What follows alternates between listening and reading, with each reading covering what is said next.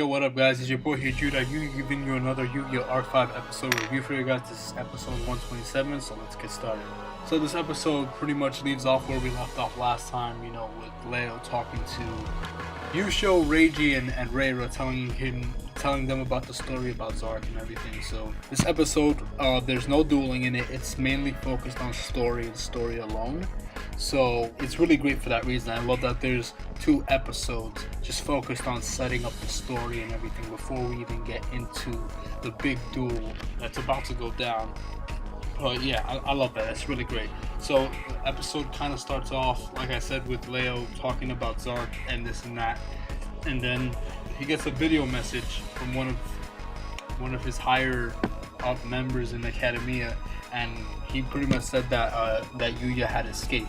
So then Akaba Leo pretty much gets alarmed with that, and he tells the doctor to start preparing the U girls in their machines or whatever he's going to do with them, and to do it quickly because there's not much time left. So you can tell by his expression and his reaction that he's really scared of Yuya, because obviously Yuya, Zark, and this and that, blah blah blah. So yeah, he's definitely really panicking, doesn't want this demon to surface or to get here. But either way, that ends up happening because Yuya actually ends up bursting open the doors, and then he sees his father, and he goes running after him, and he says, "Oh, I've missed you, and I've been searching for you for such a long time," and then he was gonna say something else, and then he remembered about Yuzu and that Academia has Yuzu. So Yusho pretty much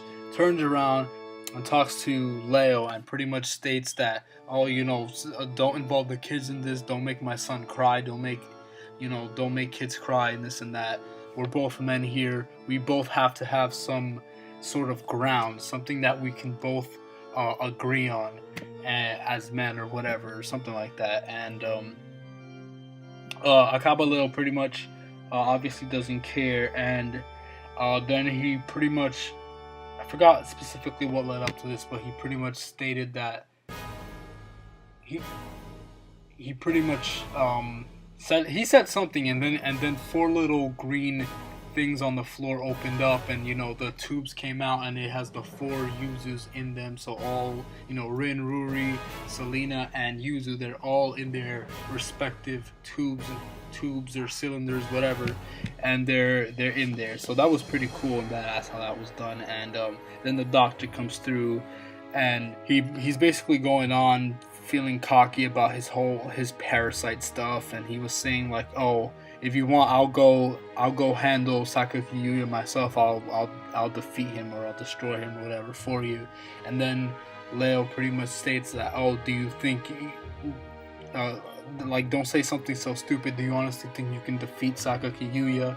And the doctor starts boasting about himself, saying, "Oh yeah, well, if I may be so confident and say that, I am the brains in Academia, and my parasites are so strong, and I want to see what they're able to do with solid vision, and how there could be, I guess, advanced by solid vision and improved their parasites with that." And he just wants to combine both and see how far he can get in his research. And since they're both scientists, he assumed that Akaba would be in agreement with that. And then, but what actually happened with that is that Leo actually found that to be a threat instead, and he said, "Oh, that's exactly how I used to think. I used to want to advance technology and solid vision and all that stuff, and that's what led to the world's ruin, and that's dangerous thinking." So what he goes on, and he pretty much cards the doctor.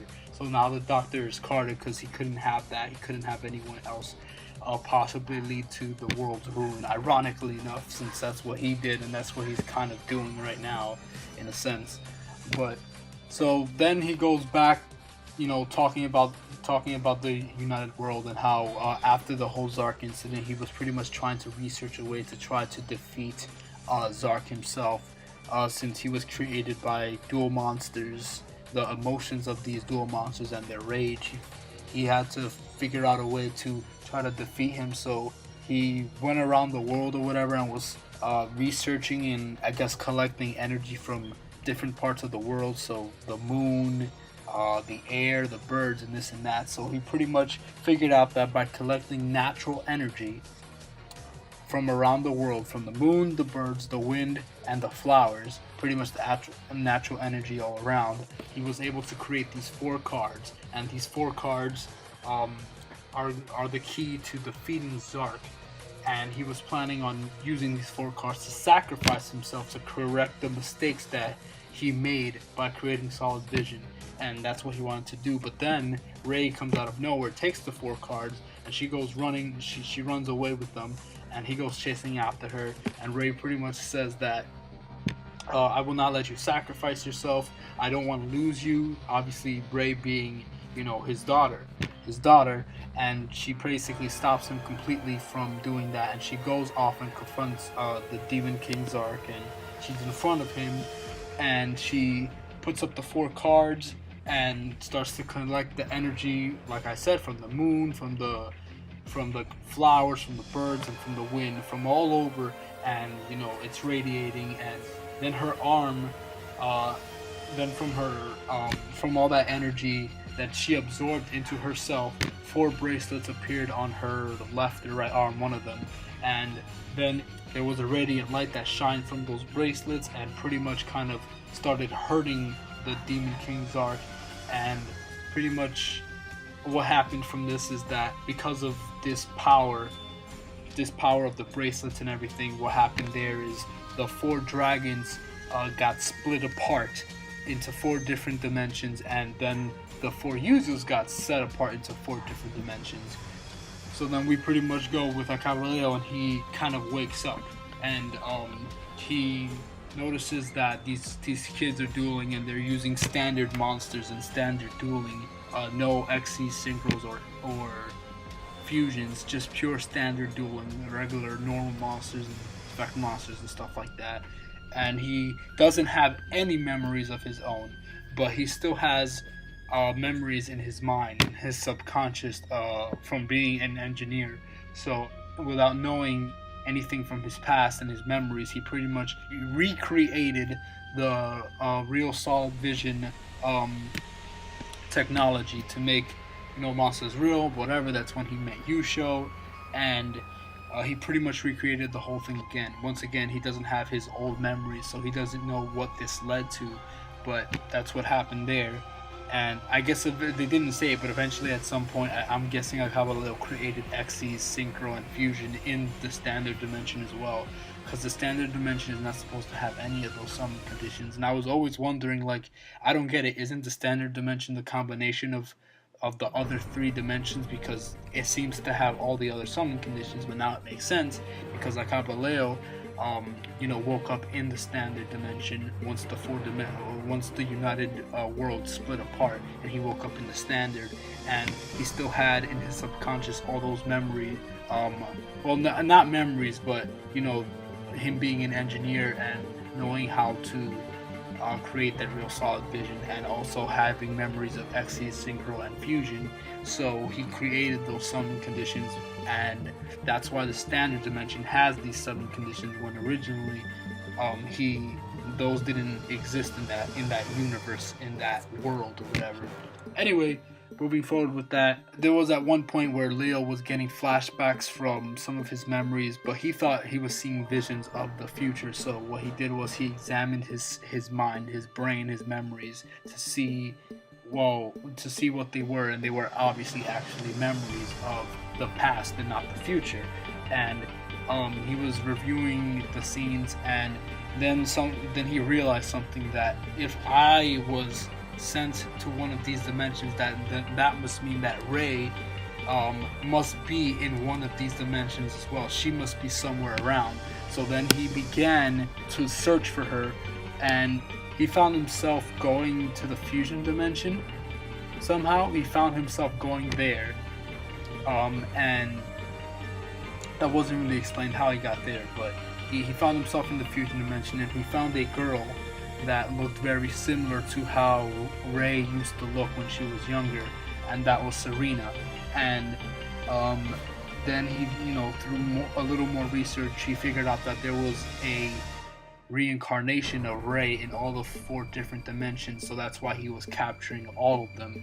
And basically he wants to sacrifice all 4 of the reincarnations of Rin and not sacrifice them, but combine them to create Rei, to recreate Rei, and create a resurrection pretty much. So that's his plan. That's that. And there's also another scene where Reiji mentions that in his plans there was also a boy named Yuri, and that's the boy that Akaba Leo found, and obviously that's the reincarnation of Zark himself. So he figured that there's 3 more in the other dimensions, and yeah, so obviously combining all 4 would create Zark, and he basically wants to combine all 4 of the dimensions back into one, which will also end up combining the 4 Yuzus into one to make Rei and the United World, which would also possibly end up causing the resurrection of Zark.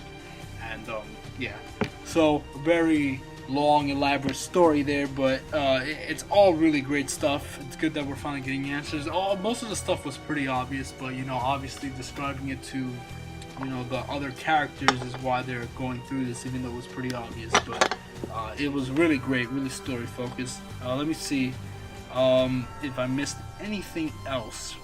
So here we finally get a name drop of the series, and he basically says that the name of his planet is called Arc 5. And Arc 5 is pretty much the Arc Area project to create the 5th dimension, this new dimension, the United World, recreate that new United World. And that's, I guess, his utopia that he was talking about. And, he called it Arc 5, or, Arc Area project, for the 5th dimension, whatever. But yeah, that's what he called it.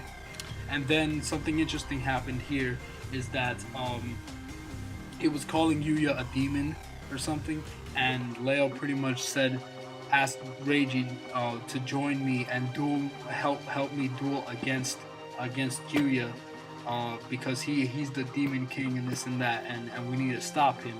And Reiji questioned it at first, and then Yuya said, no, it's not possible. I can't be a demon duelist. I try to bring smiles to people. I live and duel to make people smile, and that's my purpose. And then Reiji defended him, is saying, yes, I saw you're an entertainment duelist, and I saw how you performed in the synchro dimension, and then he pretty much Reiji stood up to Leo and said that Yuya was in the synchro dimension, and he pretty much synchro and Xyz dimension, and he turned everyone's hearts. He used entertainment style dueling and made everyone smile and changed their minds on how they viewed everything.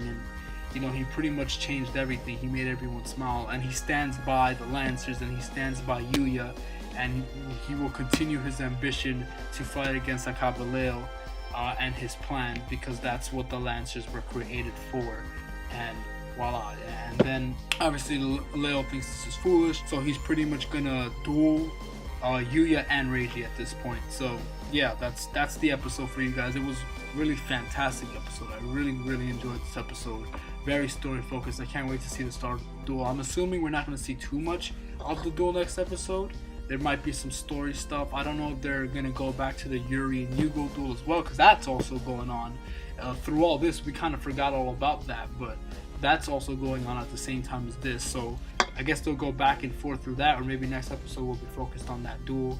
I love the preview because the preview doesn't show much of Leo's deck, so it leaves a lot of suspense to what he could be using. The title of the episode is called Decisive Battle Spirit for his deck. Maybe that's the name of his archetype or the theme of his archetype. Either way, we'll see. Looks good, looks promising. The episode looks like it's gonna be very emotional. Yuya and Yuya are gonna try to control their anger. Obviously, that's not gonna work all too well. And yeah, so I can't wait to see what's going to happen. It's going to be fantastic. But that's the episode review for you guys. I hope you guys enjoyed. Can't wait for the next episode. Everything's going to continue to get more and more crazy from this point on, since we're pretty much at the end of Arc 5. So we can pretty much just say that every episode from this moment on should be amazing. I mean, it would have to be amazing. This is it. This is the ending, just like the ending of Zexal, the ending of 5Ds, the ending of GX, I guess, arguably. or the end of the end, even though that one was a little bit weird. But yeah, this is the end, so we should expect nothing but amazing duels and amazing story from this moment on to conclude everything. So I can't wait to see what's gonna happen. I can't wait to see Reiji duel again alongside Yuya against Akaba Leo, see what he has in store. And I hope this duel is very long and very epic, like every other final battle is usually epic. Anyway, thank you guys for watching. I really appreciate it. God bless you guys. Thank you guys for everything. Gotcha! 揺れろ魂のペンデルム天空にかけ怒りの悪ペンデルム召喚来い俺のモンスターズたち我々を持ち込んとつく限りの舞台のマラコオーダイスペンデルムドラゴン